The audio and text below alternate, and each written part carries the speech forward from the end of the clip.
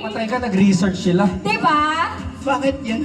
Oh, nakarating sa amin. So, nag-rides kayo ng Birdman Street ni ni mali.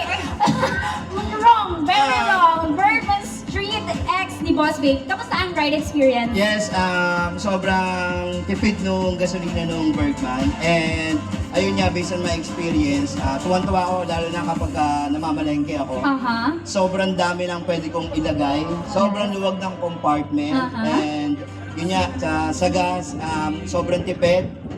Tapos, ang pinaka-the best doon, kapag may back ride ka, may angkas ka, pag long drive kayo, talagang sobrang suwabe. Ay, sino ang swabe? Sobrang suwabe yung pagbiyahe nila. Okay. Sino yung back ride mo?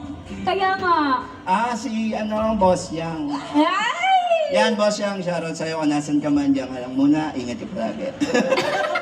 Bakit kanina, Asian Pacboy, kung ikaw ay papipiliin ng another Suzuki motorcycle, ano pa ang gusto mong i-ride? Before kasi, meron akong Suzuki Raider R. Before.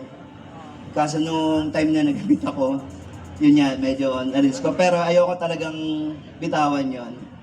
Kung yun ulit. Raider R ulit. Yan.